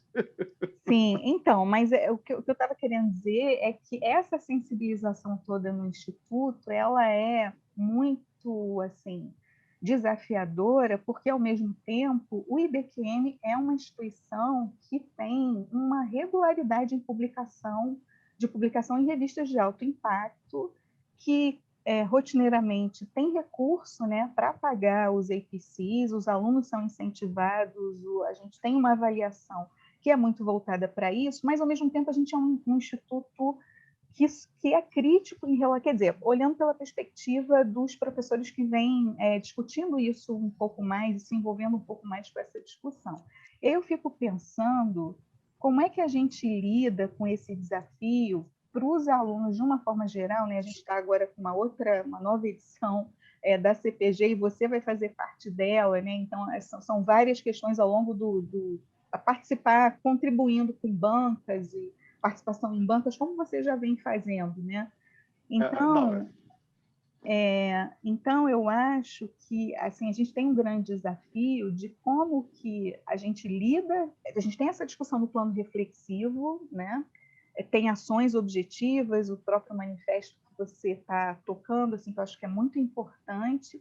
Mas assim no dia a dia, como é que a gente faz para assim tornar como uma prática, né, dos orientadores e dos alunos, por exemplo, um incentivo a publicar de fato em preprints, um incentivo na valorização dos pareceres do peer review. Quando a gente fala sobre isso, né, desculpa que eu estou me alongando um pouco, eu fico muito intrigada da gente ficar discutindo isso aqui no IBQM. Claro que não é para o IBQM, né, você está falando para inúmeras pessoas, mas como que a gente faz, assim, cultiva essa cultura no Instituto, sabendo que a gente tem todas essas amarras, né? Porque há alunos, né, que seguramente, se você for bom, perguntar, eles são resistentes a publicar em preprints, eles não querem publicar numa revista de baixo impacto. Como é que sim, você vê sim. isso? Eu acho que, Sônia, o desafio existe. O principal desafio nosso é mudar a cultura. Não vai ser fácil. A gente vai ter, a gente vai ter que mudar a nossa cultura. Eu acho que essa é a solução. Como fazer isso? Por exemplo, ventilar o Dora. Não precisa recriar a IRSA, Lei de Manifesto, Hong Kong Principles. Já está lá. O Dora, se a gente seguir boa parte do que o Dora propõe, eu acho que o mundo, a nossa cultura já seria mudada de uma maneira que melhoraria enormemente. Né? E é impressionante, porque poucas são as pessoas com quem eu converso que conhecem o Dora, que Uhum. já leram, que assinaram. Por exemplo, quantos docentes do nosso instituto assinaram o Dora? Eu assinei, você também. Você, eu sei. Olavo Eu também. assinei também. Né? A FAPERJ não assinou o Dora, o CNPq não assinou o Dora, a UFRJ não assinou o Dora. Por quê? Porque eu talvez nem conheço. Na época, em 2012, o Dora ficou conhecido ali brevemente porque a ANAS assinou, a AAS assinou, o Bruce Albert assinou, né? E foi uma divulgação enorme. Uhum. Os grandes editores, os chefes das grandes revistas assinaram, mas ficou por aí. Né? tem que ventilar. Eu acho que essas tentativas, né, o IRSA incluso, né, o que a gente fez, na verdade, é meio que repaginar aquilo que o Dora, uma tentativa de ressuscitar o Dora. Em última análise, é isso. Né? Sim. O Leiden Manifesto é meio isso, eles mesmos admitem no Leiden Manifesto, né, que, na verdade, eles não estavam criando nada novo. Os princípios deles já estavam lá para o pessoal da sensometria, mas que era um pouco difícil de interpretar. Eles só colocaram aquilo de uma forma clara. Metric Tide não, Metric Tide é pesado, um negócio, um pataco, um relatório grande. Mas eu acho que a gente precisa ventilar, tornar a discussão da responsabilidade de avaliação como uma rotina internamente. Né? Uhum. De modo a entender o seguinte, existem problemas inerentes ao processo de avaliação científica hoje. E de que essa quantofrenia baseada em índice de impacto, ela só beneficia a manutenção do status quo, que é os grandes grupos editoriais manterem 35% de margem de lucro, o que é um absurdo, e uma ciência elitizada, onde as informações circulam e são amplificadas simplesmente por um grupo pequeno de pesquisadores. Uhum. Eu acho que essas informações elas precisam ser ventiladas de uma maneira mais frequente, para que isso... A mudança da cultura não vai acontecer de uma hora para outra. Ela precisa ser ventilada continuamente, pelo menos no meu entender. Eu não espero que, em um ano, a gente seja capaz de mudar essa cultura. E os jovens, em particular, os jovens que estão nos assistindo e que precisam pensar nisso à frente, tem que levar isso em consideração. Né? De que não importa a revista onde você publica o trabalho. Não importa quantos artigos publicados em revistas de alto índice de impacto. Isso não quer dizer muita coisa. Eu tenho um paper publicado na Nature de mais de 20 anos atrás. Não é o meu paper mais citado. Uhum. Quer dizer, isso não quer dizer nada. Isso não quer dizer absolutamente nada. Mas é difícil de mudar essa cultura, porque na hora da avaliação é muito fácil transformar tudo num número só. Exato. Né? Bom, o desafio está posto para todos, né? Para o Instituto, para todo mundo. Então, tomara que alguma coisa de fato mude, né? O professor te ouvindo ali. Ok, posso falar? Sim. Ok, Marcos, parabéns pela sua apresentação. Que honra, professor. Então, nós comungamos, eu acho que com todas as suas inquietações, né? Eu sei. Já que há muitos e muitos anos, eu estou com 76 anos, então há muitas décadas, né? Que essas questões que você coloca agora, que foram muito bem discutidas naquele documento IRSA lá do Journal da Academia, né? Da ABC, realmente toca assim, naqueles pontos nevrálgicos, entendeu? Na nossa vida em laboratório, tá certo?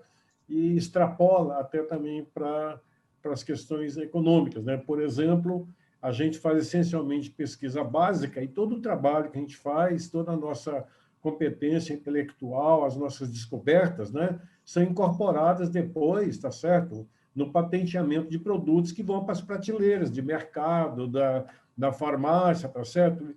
E isso daí, quer dizer, não se pode imaginar, quer dizer, como você disse, como ser remunerado, né, por esse tipo de trabalho. Eu mesmo tenho dois trabalhos que eu publiquei,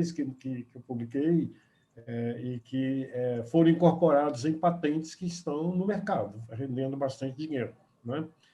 Enfim, mas interessante que a sua apresentação, acho que eu já comentei com vocês, não sei se foi só com a Alice ou com você também, é que vamos dizer assim, essa preocupação, esse desapontamento com revistas e com agências e com instituições com respeito, né, às publicações, a forma como a gente é governado, tá certo, por números, né? Isso daí me levou a, mais ou menos, acho que 30 anos atrás, numa conversa que eu tive com o Paulo Nogueira Neto, fundador do IBDF, né? Instituto Brasileiro de Desenvolvimento Florestal, e também depois com o James Lloyd, lá da Universidade da Flórida, especialista em bioluminescência. Naquela época, já, eu acho que 20, 30 anos atrás, eles já estavam desapontados, tá certo, com as publicações, a forma como elas estão processando, né, as nossas e divulgando as nossas descobertas. Então, para minha surpresa, né, eu na época eu não conseguia entender, né, mas eles me disseram, ambos, tanto o Paulo como o Jim Lloyd, me disseram que eles desistiram de submeter artigos para revistas, que eles preferiam escrever os seus artigos e distribuir para aquele público, para os seus colegas, né, e outras pessoas que estavam atuantes dentro da área. Então, eles submetiam, não era um preprint, né, publicado num site, mas era o preprint deles. Eles escreviam o seu trabalho e distribuíam para todo mundo, que já tinham desistido de lidar com isso. Eu lembro dessa história, professor, quando você me contou. Eu acho que ela funciona muito bem com pesquisadores que já são estabelecidos. Isso, exato, correto. O problema é adotar essa realidade, né, aderir a essa realidade para um pesquisador jovem, início de carreira, e especialmente para o estudante, que precisa de uma publicação que seja reconhecida pelos seus pares como algo de alto impacto, Isso. se ele sequer foi publicado, entende? Hoje, o que a gente vê é que nem os pré-prints eles são reconhecidos, né? Eu lembro, acho que em 2019, um representante do CNPq deu um seminário no nosso instituto, e aí eu perguntei a ele, foi o criador do Script Lattes. Aí eu perguntei a ele, poxa, por que o Lattes não aceita o pré-print? Uhum. Ele, olha, eu não sei, mas é porque ele não tem ISSN, aquele código, né? Bom, mas e daí? Isso significa que então não é uma publicação? Uhum. Porque ela não foi peer-reviewed antes da publicação? Por que não mudar esse esquema? Publica-se primeiro e faz a curadoria depois? Uhum. Que é o pré-print, é o modelo do pré-print, é isso, né? Sim. E outra coisa interessante que eu gostei, né, que você expressou aí na sua fala, né? Uma é de que nós somos humanos, não somos um número, tá certo, né? E eu me lembro de ter visto uma vez no editorial de uma revista que os artigos deveriam trazer um retratinho, tá certo, dos autores também, entendeu? Né, para mostrar a cara dele, o ser humano, não é um robô, tá certo? Que está na moda hoje em dia, né? Robôs, Pois né? é. Tá certo? Então esse é um ponto que eu achei assim legal você ter levantado. E tinha uma outra coisa, bom, que é muito importante, que você levantou também, é o seguinte, eu me preocupo muito na hora de escrever a introdução dos artigos, de fato, de citar e discutir os trabalhos originais, tá certo? Quer dizer, a revisão ela aparece num outro contexto, talvez na parte de conclusões, alguma coisa desse tipo, né? Mas é muito importante. E eu fui fazer o meu pós-doc lá em Harvard depois de uma professora, Therese Wilson, tá certo? Ter, assim, na audiência, questionado um dos pesquisadores que alegava que tinha descoberto, né, o oxigênio singlet, tá certo? E, na verdade, essa espécie citada do oxigênio já tinha sido relatada na década dos 30 por um russo, entendeu? E o cara não citou, tá certo, o trabalho do Kautsky, né? Então, são coisas desse tipo, né, que eu acho que a gente tem que ser humano e justo, como você colocou. Exato. Parabéns de novo, Marcos. Obrigado, professor. É difícil, né? É difícil.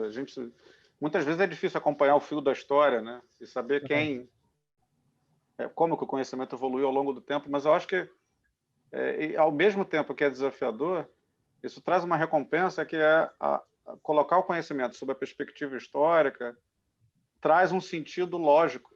Isso. É intuitivo, né? A história se autoexplica, né? Isso. É fácil contar a história, né?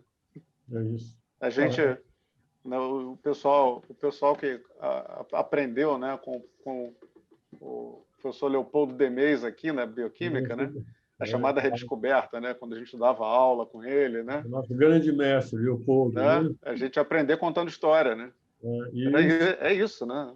Isso. Mas, obrigado, professor. Okay.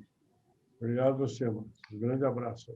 Grande abraço. E para todo o pessoal da UFRJ, que eu não vejo há tanto tempo. Pois é. Clarissa? Bom, nossa, é tanta coisa que dá vontade de falar, né? E conversar e perguntar, e você, toda vez que você me manda alguma coisa, eu sempre me surpreendo com a quantidade de informação que você, não só que você consegue aprender, mas consegue colocar junto, né? Esse trabalho com a Alicia e com a Ariel também é muito bonito. Agora, eu fico pensando um montão de coisas, né? E uma delas, essa sugestão que o Sorgini colocou, é muito interessante, mas, assim, óbvio que a gente vai ter que fazer um pouquinho de cada uma dessas coisas para sobreviver, né? Mas tem vários bias que você pode criar a partir disso, né? Que já existe a questão de você, se você for editar, se você receber para revisar um artigo de um prêmio Nobel, você já não vai querer recusar, ponto, né? Então, se você estiver recebendo dinheiro, assim, você como editor, né, da Frontiers, que um monte de gente aqui já deve ser. Então, a gente vai e recebe o artigo para editar, né? É óbvio que a maior parte das pessoas que eu conheço vai ser correto e honesto, né? Mas para quem que você vai mandar para revisar, para receber esses créditos? Né? E se você tiver... será que isso não vai levar a uma queda na qualidade das revisões? Enfim, tem milhares de questões que você pode comentar um pouquinho disso. Mas tem, assim... Mas eu acho que é o que a gente pode fazer, né? O que eu faço, por exemplo, quando eu vou mandar para Frontiers, eu choro, olha, eu já editei isso, revisei isso, vamos lá, né? O que eu vou ganhar? Né? E aí consigo. A outra informação é que a Fiocruz, o IAC e a Fiocruz já estão fazendo isso. Eu, como pesquisadora da Fiocruz, se eu quiser que o IAC, que o Instituto pague diretamente, pague a minha publicação, já é obrigatório que seja open access. Né? Então, a Fiocruz já fez isso. Essa é uma vantagem local da Fiocruz, né, Clarissa? Mas não tem dinheiro. Vai chegando numa parte, depois do meio do ano, é tipo assim, você tem um artigo, manda logo, porque o dinheiro vai acabar. Então, se tiver que publicar em novembro, você não... Assim, exatamente, eles pagam se for open access e se sobrou dinheiro. Exatamente, porque vai chegar uma hora que a conta não vai fechar. $1.800. Quantos artigos a Fiocruz publica por ano? Né?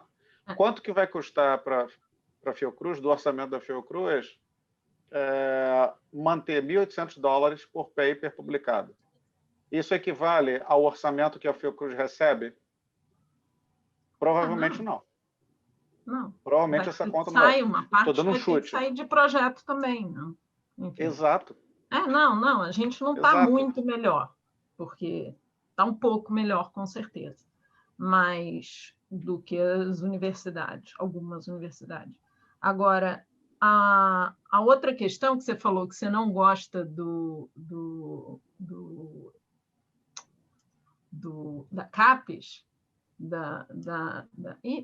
fugiu o nome, do Qualis da CAPES, mas tem uma coisa, bom, somos nós que definimos como a Exato, o problema somos nós. Então, nós temos como interferir. Agora, o Qualis da CAPES é uma forma que a gente tem também de fazer justo essa compensação. Porque, por exemplo, se você vai julgar uma pós-graduação que vai pegar, por exemplo, o Memórias do Instituto Oswaldo Cruz vai para A. Apesar de não ter índice de impacto, ele é relevante, e ele passa a ser mais relevante para CAPES, entendeu? Então, a gente pode mexer no QALYS da CAPES para fazer política de melhorar de uma forma que a gente consiga sobrepor um pouquinho essas questões todas, né? Eu acho que sim, de certa maneira. Então, a gente pode, Clarissa, tomar mais na mão. Eu concordo em parte, porque essas realocações de revistas no QALYS, na verdade, elas são exceção, elas não são regra. A regra é o fator de impacto, infelizmente. Existem comitês da CAPES que usam essencialmente o fator de impacto. Isso fica aberto para cada comitê, pelo que eu sei. Mas a maior parte dos comitês usam o fator de impacto, o que define A1, A2, até por aí vai. Quer dizer, não, mas o Memórias é A1. Ok, se corrige essa distorção, mas e daí? O que que... e fora os cortes são arbitrários, né? Quer dizer, arbitrários, né? Uma revista que eventualmente esteja na interface entre A1 e A2, quer dizer, um ano ela pode estar como A2. Por quê? Porque o fator de impacto na terceira casa decimal do fator de impacto caiu naquele ano. O que isso significa na prática, né?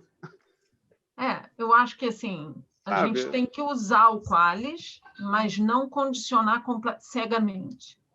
Ele pode o que eu acho que vai acontecer é que poucas instituições no Brasil, talvez a Fiocruz seja uma exceção, talvez muitas instituições no estado de São Paulo consigam manter, eventualmente aderir até ao Plan S. Agora, a grande maioria das universidades e centros de pesquisa no Brasil simplesmente vão ser ejetadas do sistema. A gente vai começar a publicar em revistas que vão continuar sendo gratuitas, mas que não têm a mesma visibilidade. Com certeza, não é um sistema justo, não é um sistema... Eu acho que eles foram bem espertos, né? Muito espertos de fazer isso, quando começaram as iniciativas todas.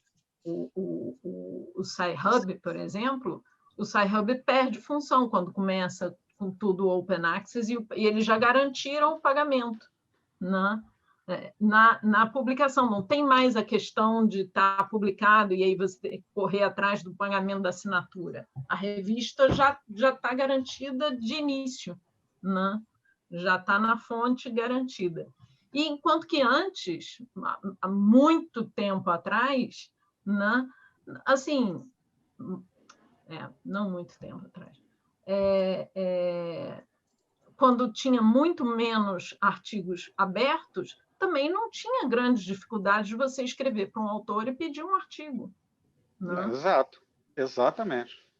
Então, isso assim, acho que se qual perdeu era o problema? Nunca né? foi tão fechado assim, porque o próprio autor nunca foi proibido de enviar o seu próprio artigo para onde quiser. Exatamente. Onde fosse, né? Exatamente. Então, assim, uma malandragem, porque eles, na verdade, agora, eles nem se preocupam mais com o Sci-Hub. Né? Não tem mais problema. O problema disso, novamente, Clarissa, não são os pesquisadores do primeiro mundo. É quem está abaixo do Equador. Quem está abaixo do Equador é que vai sofrer, né? Bom, abaixo do Equador econômico. Né? O outro ponto que você falou, que assim, que a gente precisa ter adesão de pesquisadores, prêmios Nobel, né? Assim, pessoas de peso que realmente lutem para isso, que eles vão fazer diferença nessas revistas. E aí eu estava vendo, até vi aqui, fiz uma busca rapidamente, o Candel, de Neurociências, né? Deu uma palestra na Fiocruz em 2010. Né? Na verdade, depois disso, eu nunca fiz a busca, eu fiz a busca agora. E nessa palestra, em 2010, ele defendeu aquele boicote dos prêmios Nobel para as grandes revistas, para Nature, porque estão fazendo, é injusto, porque ninguém consegue publicar, só quem é importante, e e é muito caro. Aí você olha, tem de 2010 para cá, não terminei, mas tem lá, sei lá quantas Cell, Nature, blá, blá, blá, e continuou. Então, assim, existe uma coisa no discurso que todos eles acham, é justo, vamos fazer, mas ninguém vai fazer.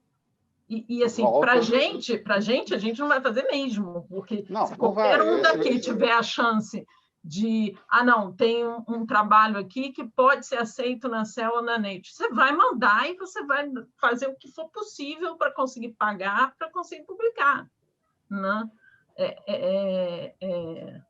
É muito difícil a gente lutar quando as pessoas, mesmo os mais esclarecidos, que têm esse discurso, que falam na prática, e poderia, para ele não ia fazer diferença nenhuma na vida dele se ele nunca mais publicasse na Nature. Não ia fazer diferença nenhuma, nem em dinheiro. O problema, novamente, é a cultura, né?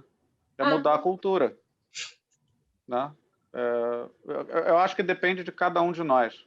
Cada um de nós fazer a sua autorreflexão e saber qual a sua parcela de contribuição para mudar esse sistema. Qual a minha parcela de contribuição? O que eu tenho feito? Número 1, eu não dou mais parecer para a revista Open Access. Não dou. Eu ignoro.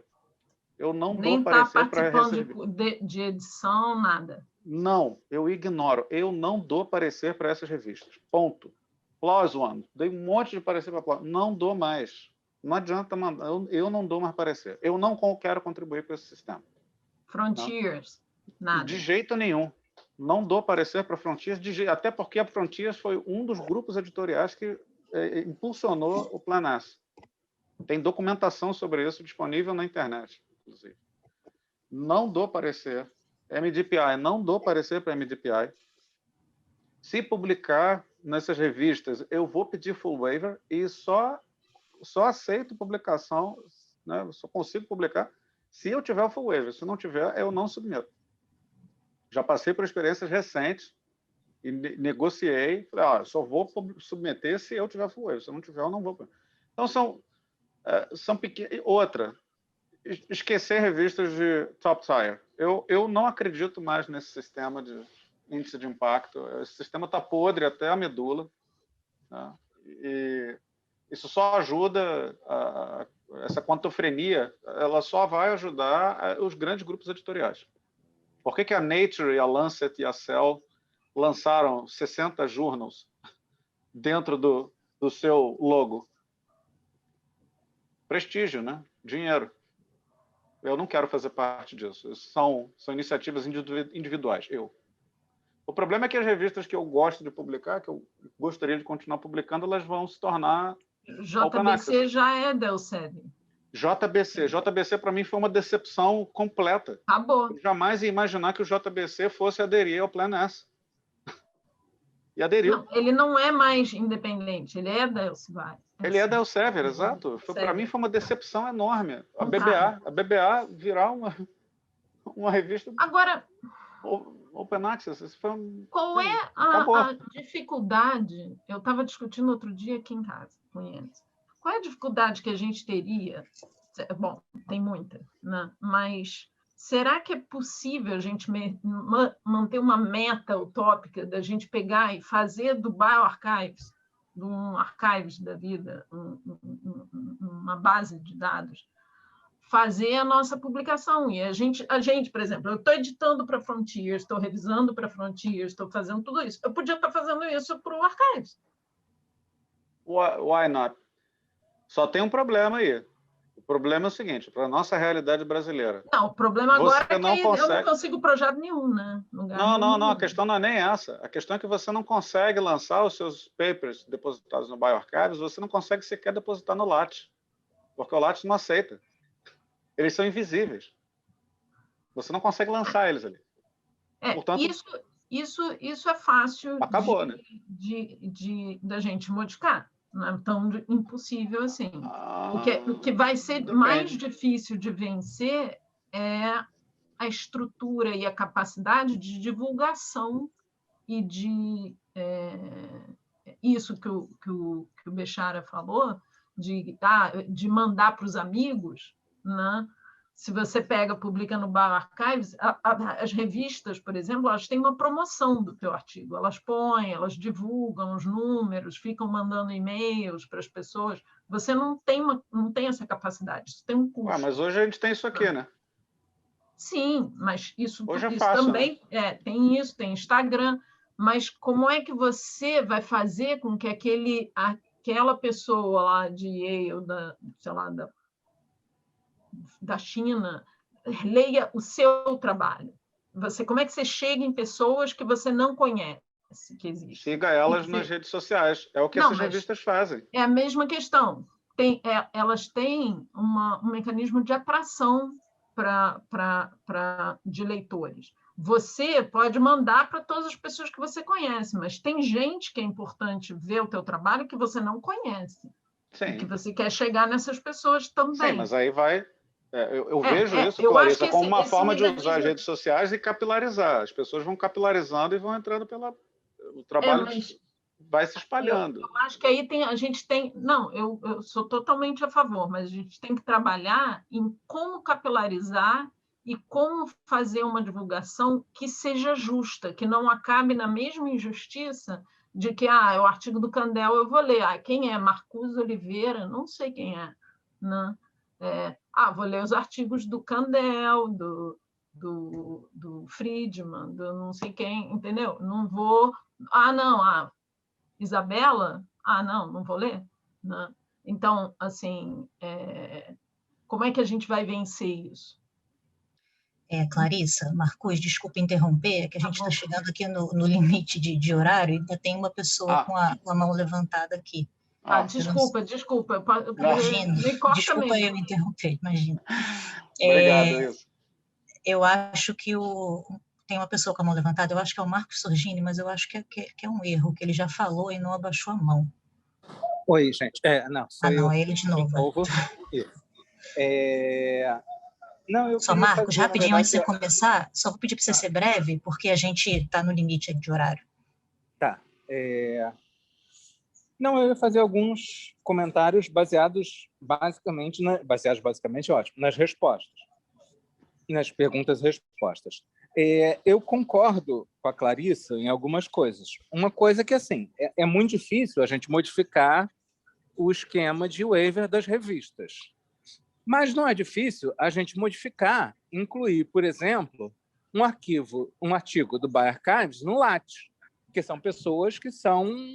Se a gente não conhece, a gente conhece alguém que conhece. Né? A mesma coisa vale para essa questão de mandar o artigo para os amigos. Se é um jovem pesquisador, ok, mas ele pode mandar esse artigo e pedir para, sei lá, para o Pedro divulgar, para o Mourão divulgar, enfim, para as pessoas que a gente conhece, para o Sérgio Ferreira, enfim, para as pessoas que a gente conhece divulgarem, que vai custar muito pouco para elas e elas podem fazer isso certamente. Com a questão, de novo, ao ponto que a Clarissa levantou, de que se você começa a dar descontos por conta de revisão, se as pessoas, isso não vai criar um bias das pessoas selecionarem para quem vai mandar revisão. Eu acho que isso pode ser muito minimizado com o que o Marcos já falou, de você publicizar a revisão, que aí as pessoas podem olhar e falar, não, esse cara realmente ele recebeu esse artigo porque ele fez uma boa revisão, ele reviu a literatura, ele citou coisas, ou ele só disse, não, esse artigo está ok, pode publicar. Né? Então, se isso fica público, é muito mais fácil da gente ter um controle. E, finalmente, a última questão que eu queria colocar em função da discussão do Marcus com a Sônia, que eu achei super pertinente, que o Marcus colocou a questão do bioRxiv, que você tem uma pressão natural dos alunos que são menos experientes, querem publicar em revistas que eles já têm ouvido falar. E aí eu acho que esse tipo de... E como convencer? Eu acho que esse tipo de convencimento ele só vem do exemplo. Então, eu estava aqui fazendo uma reflexão, por exemplo, hoje, o contato que a gente tem com os nossos alunos, infelizmente, basicamente, eu faço seminário com os meus alunos 2 vezes por semana, journal, pela internet. E aí eu estava aqui pensando, eu nunca apresentei um artigo do bioRxiv. a gente sempre apresenta um artigo da Nature, do JBC, do Parasitology, enfim. Então, acho que a gente devia dar o exemplo, começando a fazer isso, e nos artigos que a gente cita, quando apresenta seminário por aí, no Antônio Luiz Viana, onde quer que seja, citar também coisas do bioarchives para mostrar para as pessoas que, sabe, lógico que por não ter um peer review, você tem artigos que são mais concordo plenamente, Marcos. E mais, só mas adicionando... você tem coisas muito boas no bioarchives. Sim, não. E eu adiciono só um ponto, que é o seguinte: quantas vezes você foi lá no bioarchives e fez um comentário sobre o trabalho depositado? Quantos de nós fazem isso? Eu mesmo, eu faço a minha culpa. Eu faço a meia culpa. Eu fiz isso pouquíssimas vezes. Eu também. Tá dentro da minha cabeça aqui de passar a fazer isso como uma forma mais recorrente, porque isso vai exatamente a favor do que o HHMI está promovendo. Publica primeiro, faz a curadoria depois. Mas só se a gente valorizar isso, a gente vai convencer os nossos alunos de que isso é importante. Exatamente. E, eventualmente, outros órgãos, como o CNPq, a FAPERJ. A gente tem que começar a usar isso de uma forma muito mais intensa. Pois é, o grande gargalo aí é tornar isso coletivo. Não adianta você, eu, só fazermos. Isso tem que ser... Não, é isso que eu estou falando, tem que ser pelo exemplo. Tem que ser como comunidade, tem que ser coletivo. Tem que ser coletivo, claro. Aí eu acho que quando a coisa começar de fato a se tornar sound, olha, quantos pesquisadores brasileiros fizeram comentários em artigos publicados, depositados no bioarchives? X. Isso, ou citar nas nossas publicações, sabe? Eu concordo plenamente. Eu acho que é uma saída. Eu acho que é uma saída real. Eu acho que se a gente começar a apresentar, usar nos seminários e citar, principalmente, talvez, que é o que é mais sound para essa galera, cara, vai cair a ficha em algum momento. Pode demorar, mas vai cair. Eu também espero. Era isso, obrigado. Obrigado, Marcos.